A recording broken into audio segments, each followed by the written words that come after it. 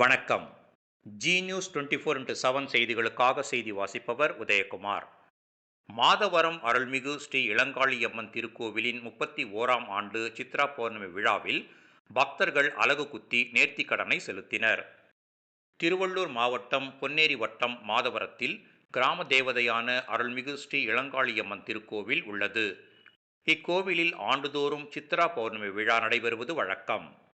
இந்நிலையில் நேற்று 31ஆம் ஆண்டு சித்ரா பௌர்ணமி திருவிழா சிறப்பாக நடைபெற்றது. இதை முன்னிட்டு அன்னை ஸ்ரீ இளங்காளி அம்மனுக்கு பால், தயிர், இளநீர் உள்ளிட்ட 16 வகையான திரவியங்களால் சிறப்பு அபிஷேகம் செய்தனர். இதன் பின்னர் பூக்களால் அலங்காரம் செய்யப்பட்டது. இதைத் தொடர்ந்து மகா தீபாராதனை காண்பிக்கப்பட்டது. பின்னர் பக்தர்களுக்கு தீர்த்தம், பிரசாதம் உள்ளிட்டவை வழங்கப்பட்டது. இதன் பின்னர் காப்பு கட்டி விரதமிருந்த பக்தர்கள் புனித நீராடினர். பின்னர் அலகு குத்திக் கொண்டு மேளதாளம் முழங்க கோவிலுக்கு வந்தனர். பின்னர் கோவில் அருகே அமைக்கப்பட்டிருந்த தீக்குண்டத்தில் ஒருவர் பின் ஒருவராக இறங்கி தீ மிதித்து தங்களது நேர்த்திக்கடனை செலுத்தினர்.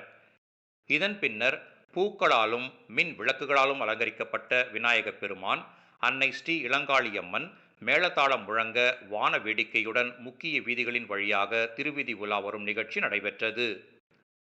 கோவில் வளாகத்தில் அனைத்து பக்தர்களுக்கும் அன்னதானம் வழங்கும் நிகழ்ச்சி சிறப்பாக நடைபெற்றது. நிகழ்ச்சிக்கான ஏற்பாடுகளை விழா குழுவினர்களும் கிராம பொதுமக்களும் சிறப்பாக செய்திருந்தனர்.